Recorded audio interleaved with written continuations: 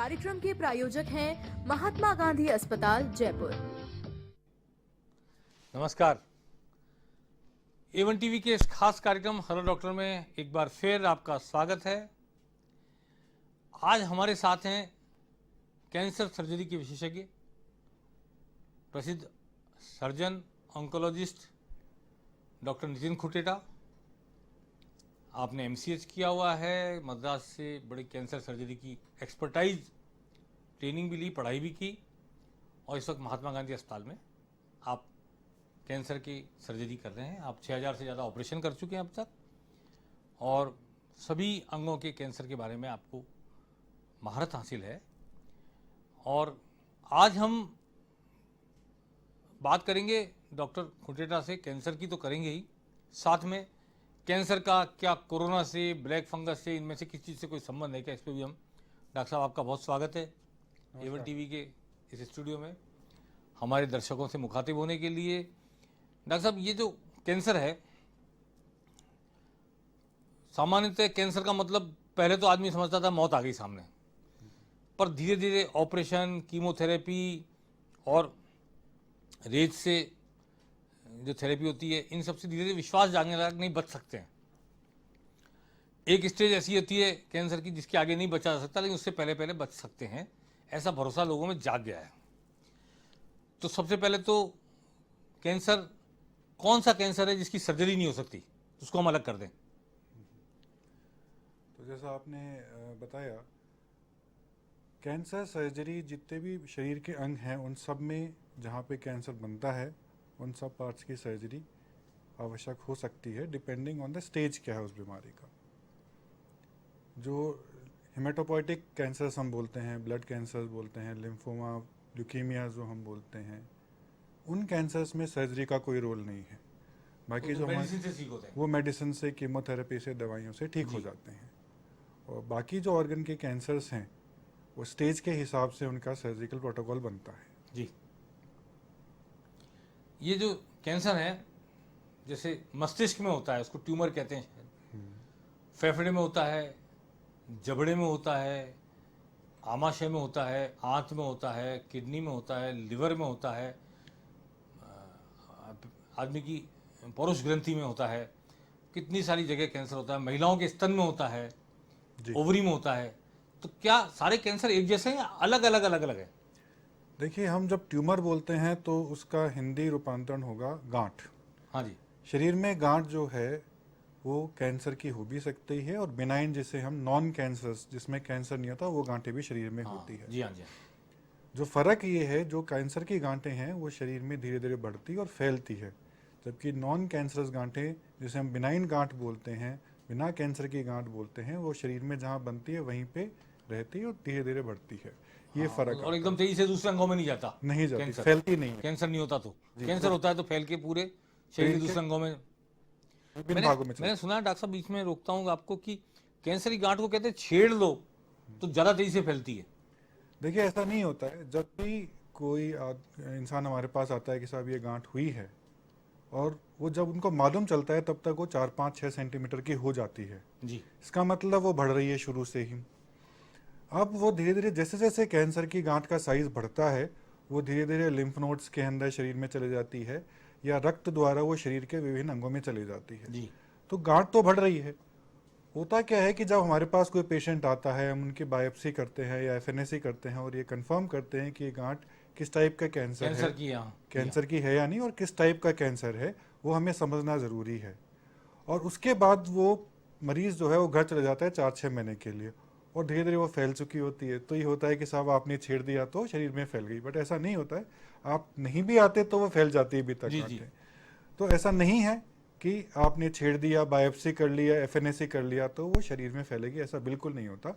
आपका डायग्नोसिस होता है उससे कि किस टाइप का कैंसर है, कितना फैला हुआ है, और उसका जितनी जल्दी हो सके संपूर्ण प्रोटोकॉल से इलाज कराएं, तो ही अपन उस बीमारी को खत्म कर पाते हैं शरीर में। मतलब बायोप्सी से पता लग गया, आपने निडल से बायोप्सी की लेके जी, और टिश्यूज से पता लग गया कि वो कैंसर है, तो उसके बाद में कितना बड़ा है, क्या इसको कैसे, एमआरआई, सीटी स्कैन, क्या? देखिए, जब भी हमारे पास कोई मरीज कोई गांठ लेके आता है तो हम सबसे पहले उसका एफएनएसी या बायोप्सी करते हैं और ये कंफर्म करते हैं कि ये कैंसर की गांठ है या नहीं, और है तो किस टाइप का गांठ है। उसके बाद जो दूसरा चरण आता है वो आता है कि ये शरीर में कितना फैला हुआ है, या हम अपनी भाषा में इसका स्टेज कौन से स्टेज का कैंसर है। जेनेटिक कैंसर को 1, 2, 3 और 4 स्टेजेस में बांटा गया है, और उसके लिए हमको कुछ रिलेवेंट इन्वेस्टिगेशन कराने पड़ते हैं।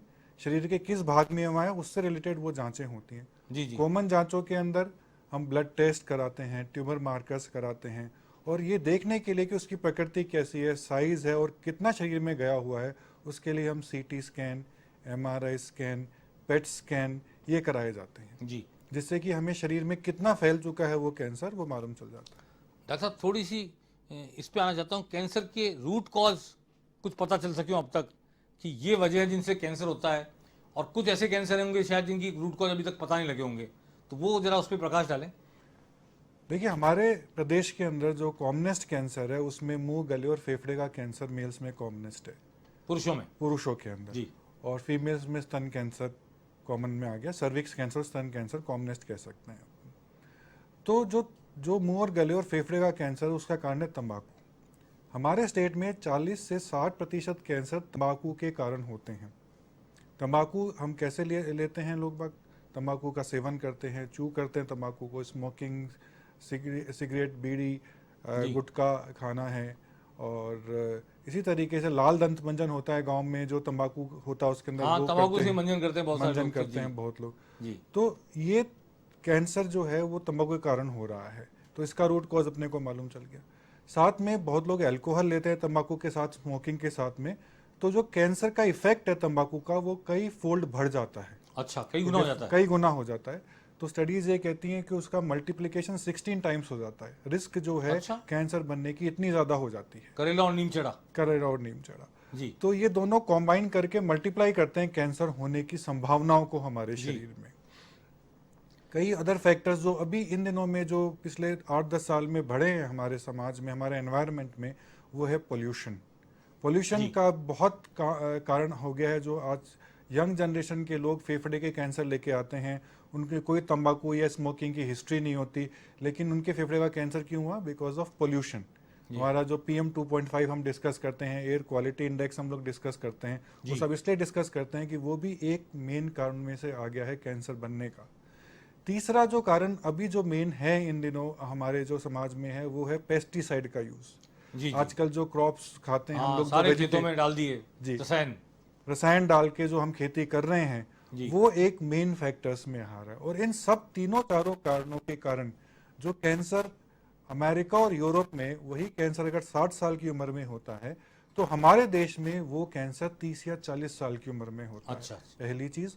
और जो कैंसर हमारे प्रदेश में, हमारे देश में होता है, वो ज्यादा एग्रेसिव होता है, वो जल्दी फैलता है, और उसके ट्रीटमेंट के रिजल्ट्स पुअर हैं, क्योंकि हमारे यहाँ पे रिस्क फैक्टर्स ऑफ कैंसर, जैसे मैंने आपको बताया, पोल्यूशन है, पेस्टिसाइड का यूज है, तंबाकू का सेवन है, अल्कोहल का सेवन है, ये बहुत ज्यादा है। दूध भी है क्या डॉक्टर साहब? सिंथेटिक दूध, या जो गाय को चारा दिया था, इंजेक्शन लगाते हैं कई गायों को दूध ज्यादा देने के लिए? जी, ये सब भी कैंसर के कारक हैं जी। तो आज हम जो खाते हैं, जो भी हम पीते हैं, उन सब में पेस्टिसाइड की मात्रा जरूर आती है।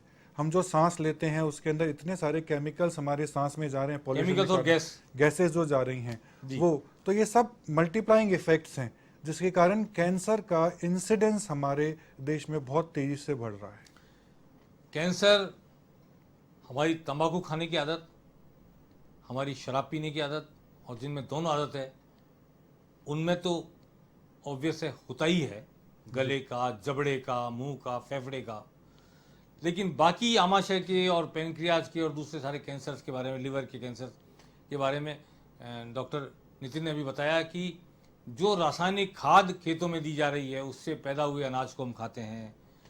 फल सब्जी में रासायनिक खाद या रसायनों का उपयोग होता है, छिड़काव का, उससे कैंसर हो सकता है उन फल सब्जियों के खाने से। गायों को जो इंजेक्शन लगाए जाते हैं दूध बढ़ाने के लिए, वो भी इसका कारण हो सकते हैं। और हवा में जो प्रदूषण है, पॉल्यूशन है, जो बहुत सारी गैसेज आ गई हैं और कार्बन डाइऑक्साइड बढ़ गई है, नाइट्रोजन बढ़ गई है हवा में, वो गैस जब इनहेल करते हैं और अंदर जाती है तो वो गैसेज, केमिकल्स और वैज्ञानिक प्रगति, जिस पर हम नाज भी करते हैं और सर उठाकर चलते हैं कि दुनिया कहाँ से कहाँ पहुँच गई, वह भी विकास भी हमारे विनाश के कारणों में से एक है, ऐसा डॉक्टर साहब से बातचीत में बताया। डॉक्टर साहब, ये जो कैंसर आपने अलग अलग बताए सारे के सारे, क्या इन सब के इलाज के प्रोटोकॉल एक है या अलग अलग है हर तरह के कैंसर का प्रोटोकॉल? देखिए क्या है कि जैसे हर आदमी का या मनुष्य का स्वभाव अलग अलग होता है, वैसे ही शरीर के जिस अंग में कैंसर हुआ है, हर अंग के कैंसर का स्वभाव अलग अलग होता है। जी। मुंह और गले के कैंसर का स्वभाव अलग होता है, फेफड़े का अलग होता है, लीवर के कैंसर का स्वभाव अलग होता है, और ये जिस तरीके से शरीर में फैलते हैं वो भी सबका अलग अलग सिस्टम होता है। इसके कारण ही जो भी हम जांचें कराते हैं वो हमको कैंसर किस टाइप का है, कहाँ से ओरिजिन हुआ है उस कैंसर का, किस अंग में है वो कैंसर, उसी हिसाब से उसकी जांच की जाती है और डायग्नोस करते हैं हम उसका। जो नेचुरल हिस्ट्री हम बोलते हैं, कैंसर कैसे आगे बढ़ेगा, कैसे फैलेगा और आदमी वो कैसे आदमी का नाश करेगा, वो सब हर कैंसर की अलग अलग होती है। आपने सुना होगा कुछ कैंसर सालों से मरीज के कैंसर है, CML का जो एग्जाम्पल क्रोनिक माइलोइड ल्यूकीमिया जिसे हम बोलते हैं, वो सालों से मरीज चलता है, उसको कोई तकलीफ नहीं है, एक टेबलेट दी जाती है, वो 10-20 साल आराम से निकाल। ब्लड कैंसर CML जिसे बोलते हैं, उसमें इंजेक्शन भी लगाते हैं ऐसा कोई जिससे कि जो खराबी आती है ब्लड कैंसर की वजह से ब्लड में, उस ब्लड खराबी को उसके इक्विलिब्रियम जो होता है, उसका समीकरण जो होता है रेड ब्लड सेल्स का, राइट ब्लड सेल्स का, वो शायद उसको सही कर बैलेंस करता है इंजेक्शन। तो जो उसका इफेक्ट आता है ब्लड कैंसर का, उस इफेक्ट को न्यूट्रलाइज करने के लिए इंजेक्शन भी लगाए जाते हैं। जी डॉक्टर साहब, लेकिन वो तो आपका विषय नहीं, आपका विषय तो सर्जिकल कैंसर है, इसलिए आपसे उसी बात पे आना चाहता हूं कि स्तन कैंसर और प्रोस्टेट का कैंसर, एक पुरुषों का एक स्त्री का, जी दोनों के इलाज क्या अलग अलग तरह से होंगे? बिल्कुल। देखिए, स्तन कैंसर अगर का टोटली डिफरेंट इलाज होता है और प्रोस्टेट कैंसर का इलाज डिफरेंट होता है। हम अगर कंपेयर करें, स्तन कैंसर जनरली हमारे पॉपुलेशन में, हमारे देश में 30 से 60 साल की उम्र में लेडीज़ में होता है। प्रोस्टेट कैंसर जनरली 50 से 70 साल की उम्र में होता है। स्तन कैंसर जब गांठ बनती है स्तन के अंदर, तो पहले वो कांख में जो गांठें, लिम्फ नोड्स बोलते हैं, वहाँ जाता है, उसके बाद में वो फेफड़े के अंदर या हड्डियों में फैलता है। प्रोस्टेट कैंसर अगर फैलता है तो लिम्फ नोड्स में और सीधा हड्डियों में पहले फैलता है। तो और इनका डायग्नोसिस करने का तरीका, वहाँ बायोप्सी ली जाती है, उसमें प्रोस्टेट कैंसर में PSA लेवल होता है जो हम ब्लड सैंपल से करते हैं, उससे कंफर्म कर सकते हैं। वो बढ़ जाता है तो प्रोस्टेट कैंसर हम बोलते हैं। स्तन कैंसर में हम बायोप्सी लेते हैं। इन्वेस्टिगेशंस दोनों के अलग अलग हैं। यहाँ पे मैमोग्राफी और एक्सरे या बोन स्कैन या पेट स्कैन किया जाता है स्तन कैंसर के अंदर। प्रोस्टेट कैंसर में जो PSA लेवल हुआ और MRI स्कैन हुआ और ज़्यादा हुआ, अगर वह फैल गया है शरीर में, तो PSMA स्कैन, जो कि एक स्कैन होता है इसमें पूरे शरीर में कहाँ फैला है। तो डायग्नोस्टिक मोडालिटीज़ भी दोनों कैंसर की अलग अलग है। ट्रीटमेंट भी दोनों के अलग अलग हैं। स्तन कैंसर में अर्ली स्टेज में आप ऑपरेशन करके इसको ख़त्म कर सकते हैं, और अगर और फैला हुआ है तो उसमें बाद में रेडिएशन और कीमोथेरेपी दी जाती है। स्तन भी तो हटा देते हैं, हाँ, रिमूव कर देते हैं। देखिए, आजकल जो तकनीक है सर्जरी की, वो इतनी तेज़ी से बढ़ चुकी है कि आजकल स्तन कंप्लीट रिमूव न करके बीमारी को स्तन में से पूरा निकाल दिया जाता है और स्तन को बना दिया जाता है। इस तरीके से तो जो कॉस्मेटिक डिफॉर्मिटी पहले होती थी कंप्लीट पूरा स्तन रिमूव करने में, वो अब नहीं होती। उसके लिए कॉस्मेटिक सर्जन भी काम करते होंगे साथ, प्लास्टिक सर्जन बोलते हैं हमको। तो प्लास्टिक सर्जन हमारा एक टीम होता है जिसमें हम कैंसर सर्जन, प्लास्टिक सर्जन, सारी टीम वर्क है ये पूरा की पूरा। और वो इस तरह से पूरे स्तन के अंदर से और एक्जिला में जो कांख में गांठे जिसे हम बोलते हैं, लिम्फ नोड्स बोलते हैं, वो पूरा निकाल के और उसी टाइम पे उसको कंफर्म करते हैं हम बायोप्सी के द्वारा, और प्लास्टिक सर्जन वैसे की वैसे स्तन को बना देता है। तो एक ही स्टेज में पूरा की पूरा सर्जरी हो जाता है। और सर्जरी कंप्लीट होने के बाद जो रिपोर्ट आती है उस गांठ की, उस स्टेज के हिसाब से आगे उनको कीमोथेरेपी, रेडिएशन थेरेपी या जो टैबलेट्स दी जाती हैं, वो प्रोटोकॉल पूरा बना के ट्रीट किया जाता है। ब्रेस्ट कैंसर की, स्तन कैंसर की, उसी वक्त बातचीत का सिलसिला शुरू हुआ था। पुरुषों में जो प्रोस्टेट कैंसर होता है, जो इससे अलग तरह से इसको मालूम किया जाता है, PSA लेवल देखते हैं ब्लड में से। प्रोस्टेट ग्लैंड का जो कैंसर है उसका इलाज कैसे होता है? देखिए, मैं आपको इसका स्टार्टिंग से बताता हूँ। प्रोस्टेट कैंसर का डायग्नोसिस जनरली जो होता है वो लेट स्टेज में हमको मालूम चलता है, लेकिन स्क्रीनिंग प्रोटोकॉल्स आजकल ऐसे हैं जिसमें कि जो भी 50 या 55 साल से उम्र ज़्यादा के जो मेल्स हैं, उन लोगों को हर 2 या 3 साल में एक बार PSA का टेस्ट कराना चाहिए। ये एक सिंपल सा ब्लड टेस्ट है जो सब जगह अवेलेबल है, और अपने एक फिजिशियन या डॉक्टर से मिलके प्रोस्टेट की जांच करनी चाहिए। उस स्थिति में प्रोस्टेट कैंसर को हम बहुत ही आरंभिक अवस्था में पकड़ सकते हैं और उसका एक सक्षम कंप्लीट क्योर हो सकता है इलाज के द्वारा। इसका डायग्नोसिस हम, जैसा मैंने आपको बताया, पीएसए से करते हैं, ब्लड टेस्ट से, और एक पीएसएमए स्कैन होता है, उसकी ज़रूरत हो तो वो की जाती है। अल्ट्रासाउंड से भी हम प्रोस्टेट में गांठ का मालूम कर सकते हैं। ये मालूम कि अगर उसकी गांठ हो गई है तो उसकी बायोप्सी की जाती है, और ट्रू कट बायोप्सी या कोर बायोप्सी से हम बोलते हैं, उस बायोप्सी से हमें किस टाइप का कैंसर है ये मालूम चल जाता है। उसके फैलाव कितना है शरीर में, उससे रिलेटेड हम लोग ब्लड टेस्ट, एक्सरे चेस्ट करते हैं, बोन स्कैन करते हैं, लीवर फंक्शन टेस्ट करते हैं, कैल्शियम और ये सब करते हैं, जिससे हमें मालूम चल जाता है कि ये किस स्टेज का कैंसर है और कितना हमारे शरीर में फैल गया। कॉमनेस जो प्रोस्टेट कैंसर है वो सबसे पहले हड्डियों में या लिम्फ नोड्स में जाता है, तो वो इन टेस्ट से हमें मालूम चल जाता है। जो स्टेज 1 या 2 का जिसे हम कैंसर बोलते हैं, जो कि प्रोस्टेट तक ही सीमित है, उसका इलाज जो है कंप्लीट सर्जरी से होता है, जिसमें कंप्लीट प्रोस्टेट की ग्रंथि को निकाल दिया जाता है, जो ओपन सर्जरी भी हो सकती है, लेप्रोस्कोपिक के द्वारा किया जाता है, या रोबोटिक सर्जरी से किया जाता है, जिसके रिजल्ट्स बहुत अच्छे हैं। या फिर अगर पेशेंट सर्जरी नहीं करवा सकता है किन्हीं कारणों से, शारीरिक दुर्बलता से, या फिटनेस नहीं होता है, या उनका इच्छा नहीं है, तो रेडिकल रेडियोथेरेपी भी दी जाती है, जिससे कि प्रोस्टेट के कैंसर को ख़त्म किया जा सकता है। डॉक्टर साहब, कैंसर के केस में सबसे बड़ी प्रॉब्लम ये कि आदमी हमेशा सेकंड स्टेज पार करने के बाद चौंकता है जी, और जिसको कहते हैं थर्ड स्टेज पे आया, फोर्थ स्टेज पे आया और बचना मुश्किल। तो कोई तरीका घर में जब आदमी है और उसको पता नहीं कि मेरे को कैंसर है, तो कोई जांच, कोई ऐसी सिम्टम्स जिसे अकर करें सिस्टम की, ये सिम्टम आ गए, अब यार मैं जांच करा लूँ, कैंसर हो सकता है, कोई टिपिकल बात हो सकती है? देखिए इसमें क्या होता है, जनरली कैंसर जो है हमारे शरीर में, अपन देखें पॉपुलेशन स्टेटिस्टिक्स के हिसाब से, तो 40 साल के बाद में जनरली कैंसर हमारे शरीर में चालू होता है, बन जाता है, बन सकता है, संभावनाएं ज़्यादा होती हैं 40 साल की उम्र में जी।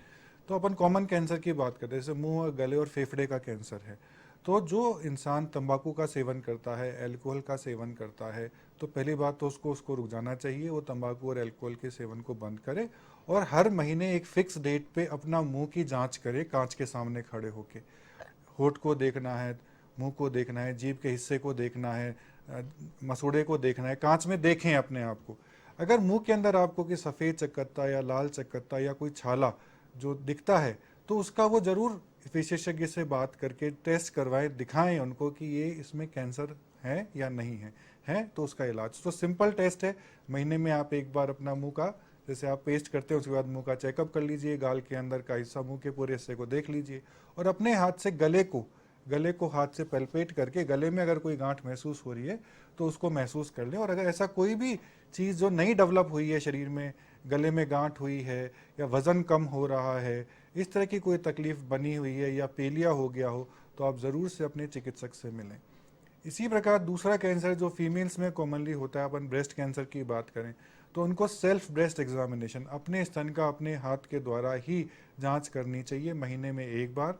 माहवारी जब आती है उसके 5 या 6 दिन बाद में वो एक फिक्स डेट कर लें, उस दिन पे वो अपने स्तन की जांच खुद ही करें, और अगर उनके स्तन में उनको कोई चमड़ी में कुछ परिवर्तन आ रहा है, ललाई हुई है या मोटापा आ रहा है चमड़ी के अंदर, स्तन के अंदर गांठ महसूस हो रही है या कांख में या एक्जिला में गांठ महसूस हो रही है, तो ज़रूर अपने विशेषज्ञ के पास जाएं और उसके रिलेटेड जो टेस्ट जैसे मैमोग्राफी करते हैं या एफएनएसी या सोनोग्राफी ब्रेस्ट करके उसको कंफर्म करें कि उसमें स्तन कैंसर नहीं होना चाहिए।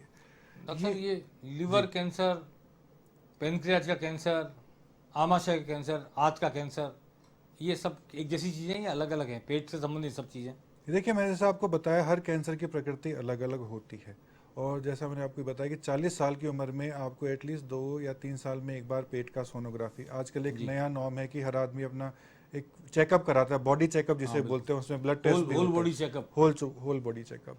तो उसमें आप 4-5 जांचें और ऐड करवा लीजिए। उसमें एक तो सोनोग्राफी है पेट की, एक स्टूल फॉर ओकल्ट ब्लड, जो अपना मल होता है उसमें ब्लड की मात्रा कितनी आ रही है नहीं आ रही, उसके रिलेटेड टेस्ट करा लें तो, और एक मेमोग्राफी स्तन का जो है एक्सरे या स्तन का फीमेल्स के लिए, और मेल्स में पीएसए का टेस्ट और सोनोग्राफी पेट का, ये बेसिक टेस्ट करा लेंगे तो 70 to 80% केसेस में हम कैंसर को अर्ली स्टेज में डायग्नोस कर पाएंगे। इसके हम स्क्रीनिंग टेस्ट भी बोलते हैं।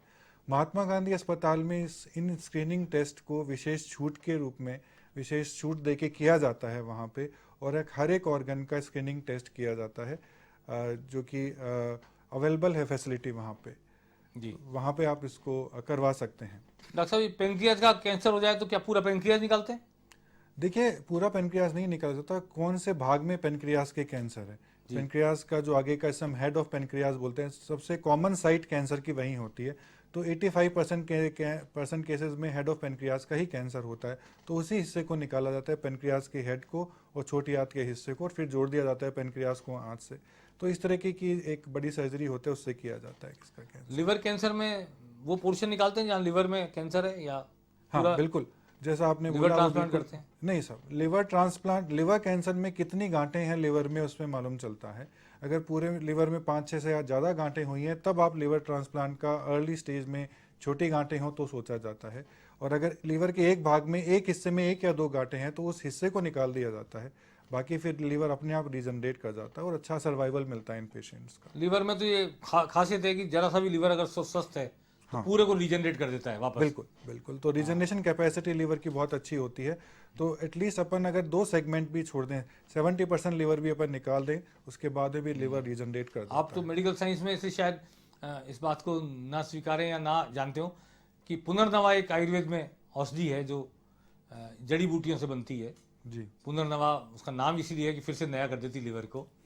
और उसका पुनर्नवा मंडूर भी बाजार में मिलती है दवाई, और इसका मदर टिंचर भी आता है होम्योपैथी में। तो पुनर्नवा से मतलब यही कि फिर से नया करती लिवर को। ये आयुर्वेद और उसकी बात थी जो मैं बीच में ले आया। पर हाँ, ये जरूर है कि ये बायोलॉजिकल फैक्ट है। मेडिकल साइंस मानता है कि लिवर में फिर से जनरेट करने की क्षमता होती है। थोड़ा सा लिवर स्वस्थ बच जाए और जो अस्वस्थ लिवर है उसको काट भी दिया जाए तो पूरा लिवर जितना काम करता है ये पूरा लिवर रीजनरेट हो जाता है। बिल्कुल डॉक्टर साहब, ये किडनी में कैंसर, आंत में कैंसर, बड़ी आंत, छोटी आंत में, ये क्या? देखिए, किडनी गुर्दे का कैंसर है, ये भी बहुत कॉमनली देखने को मिलने लगा है इन दिनों के अंदर जी। और चूंकि सोनोग्राफी है, सीटी स्कैन आजकल हर चीज़ के लिए कराए जाते हैं, तो छोटी गांठें हमको गुर्दे में मिल जाती हैं। जो इसका ट्रीटमेंट रहता है जनरली डायग्नोसिस करने के बाद में, उस ट्रीटमेंट में अगर ये बीमारी फैली हुई नहीं है शरीर के अंदर तो गुर्दे के उस भाग को हटा दिया जाता है जिसमें कि कैंसर की गांठ है और बाकी गुर्दे को बचाया जा सकता है। लेकिन अगर बड़ी गांठ है जो गुर्दे में पूरे को इन्वॉल्व कर चुकी है या लोकेशन उसका ऐसा है, उस स्थिति में कंप्लीट गुर्दे को निकाला जाता है। फिर तो एक गुर्दे में काम करना पड़ेगा आदमी को। जी, तो वो आराम से अपनी पूरी ज़िंदगी निकालते हैं गुर्दे पे, उसमें कोई दिक्कत नहीं होती। ऐसा भी होता है कि एक गुर्दे में हो गया तो दूसरे में भी होगा कैंसर? देखिए, कुछ सिंड्रोम्स होते हैं जिसे हम हेरिडिटरी सिंड्रोम्स या फैमिलियल सिंड्रोम्स बोलते हैं। उस स्थिति के अंदर दूसरे गुर्दे में भी गांठ होने की संभावनाएं होती हैं और अगर होती है तो उस पार्ट को, उस हिस्से को कंप्लीट निकाल दिया जाता है गुर्दे को और बाकी गुर्दे को छोड़ दिया जाता है। गुर्दे में सिस्ट होती है बहुत लोगों के, वो सिस्ट भी कैंसरस हो सकती है या सिस्ट ऐसी पड़ी रहती कई साल तक?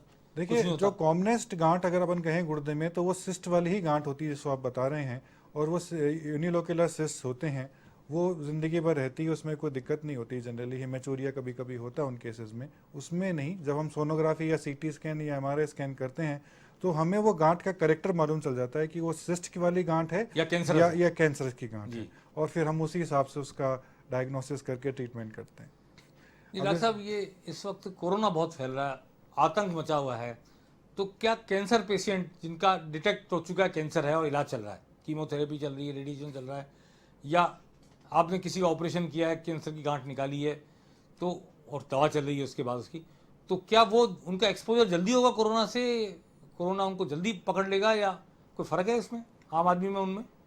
देखिए, फ़र्क तो डेफिनेटली आता है, क्योंकि जैसे अपन बात करें, एक एक बात करते हैं, जैसे ऑपरेशन की बात करें तो ऑपरेशन करने के बाद थोड़ी सी जनरली वीकनेस होती है, शरीर रिकवर करता है उस ट्रॉमा से जो ऑपरेशन के दौरान होता है।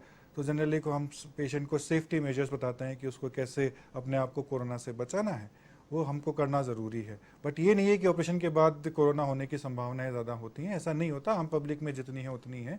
अपने को जो प्रिवेंटिव मेजर्स हैं वो ज़रूर लेने होते हैं। कीमोथेरेपी ड्रग्स वगैरह जो होते हैं, जैसे ल्यूकीमिया वगैरह के लिए जो कीमोथेरेपी है या बोन मैरो ट्रांसप्लांट किया जाता है जिसमें कि शरीर की प्रतिरोधक क्षमता को दवाइयों से, इम्यूनोमोड्यूलेटर्स या स्टेरॉइड्स वगैरह देके कम किया जाता है, उन लोगों में डेफिनेटली कोरोना होने की संभावनाएं ज़्यादा होती हैं। तो उन लोगों में ज़्यादा एहतियात बरतने की ज़रूरत होती है। डॉक्टर साहब, ये कैंसरस सेल्स जो डेवलप होते हैं, मैन टू मैन फ़र्क होता है उनके क्वांटम में भी, इंटेंसिटी में भी, सब चीज़ों में फैलने की टाइम में भी, ताकत में भी। जी, क्या ये कैंसर बड़ा होना, छोटा होना, जल्दी फैलना, देर से फैलना, व्यक्ति के भीतर रोग प्रतिरोधक क्षमता जो होती है, इम्यूनो सिस्टम जो होता है, उस पर निर्भर करता है। उसमें अगर अच्छा इम्यून सिस्टम हो तो देर से होता है या नहीं हो पाता, ऐसा कुछ है? बिल्कुल बिल्कुल सही आपने फरमाया। और शरीर की अगर इम्यूनिटी बहुत स्ट्रांग है, आपका डाइटरी हैबिट्स अच्छा है, आप एक्सरसाइज, योगा, मेडिटेशन करते हैं, आपकी इम्यूनिटी स्ट्रांग होती है, तो डेफिनेटली पहली बात तो कैंसर होने की संभावनाएं कम हो जाती हैं। और अगर होता है तो शरीर उसको वहीं पर रोकने की संभावनाएं, रोकने की क्षमता रखता है। तो इम्यूनिटी, अपना शरीर ही स्वस्थ रहना बहुत ज़रूरी है। शारीरिक स्वस्थता ही आपकी इम्यूनिटी को इम्प्रूव करती है। जी। और डॉक्टर साहब, ये जो आप ऑपरेशन करते हैं जी, तो ऑपरेशन करने के दौरान मरीज को कोई खतरा होता है या बाद में होता है? क्या ऑपरेशन से भी कोई खतरा, नए सिरे से कोई नई बीमारी या कुछ और? नहीं, ऐसा नहीं है कि ऑपरेशन के कारण पेशेंट को कोई दूसरी बीमारी डेवलप हो जाती है, ऐसा कभी भी नहीं होता। ऐसा कभी भी नहीं होता। ऑपरेशन से आप जो कैंसर ग्रसित ऑर्गन है या कैंसर को पूरे को निकालते हो, तो उसके बाद ऐसा नहीं है कि उससे इन्फेक्शन ज़्यादा होगा या फैल जाएगा, ऐसा नहीं होता है। धीरे धीरे पेशेंट रिकवर कर जाता है और जो भी उसको ट्रॉमा हुआ है वो भर जाता है पूरा की पूरा। तो ऐसा नहीं है। डॉक्टर साहब, आज चांस की बात है, पर्यावरण दिवस है जी, और आपने कैंसर को लेके जो बात की उसमें बहुत बड़ा योगदान वायु का, पेस्टिसाइड्स के उपयोग का, प्रदूषण का, इन सब का आपने बताया है। तो आज डॉक्टर साहब ने जो दो बातें बताई, तंबाकू ना खाएं, तंबाकू की वजह से बड़ा भारी कैंसर का की आशंका रहती है, जबड़े का कैंसर, मुंह का कैंसर, गले का कैंसर, फेफड़े का कैंसर। 2 दिन पहले तंबाकू निषेध दिवस गया है और आज पर्यावरण दिवस है। तो जो पेस्टिसाइड का इस्तेमाल होता है, हमारे हरे भरे खेत कम हो गए हैं, हम फलों को इंजेक्शन लगाते हैं, गाय को ज़्यादा दूध देने के इंजेक्शन लगाते हैं, ये सब पर्यावरण को तो नष्ट करते ही हैं, हमारे लिए भी कैंसर के कारक होते हैं। इसलिए कैंसर का प्रिवेंशन भी हम कर सकते हैं अपनी आबो हवा को सुरक्षित रख के, बदल के, और खान पान को नियंत्रित करके, और शराब और तंबाकू से बच के हम कैंसर होने से बच भी सकते हैं। और होने के बाद तो इलाज कई तरह के होते ही हैं, ऑपरेशन भी उनमें एक है जिनके डॉक्टर सिद्धस्त हैं। और डॉक्टर साहब, आज आप हमारे स्टूडियो में आए, हमारे दर्शकों से मुखातिब हुए, इतनी सारी जानकारियाँ दी।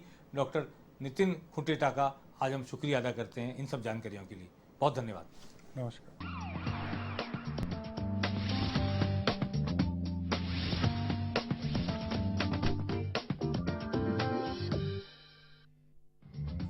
इस कार्यक्रम के प्रायोजक हैं महात्मा गांधी अस्पताल, जयपुर।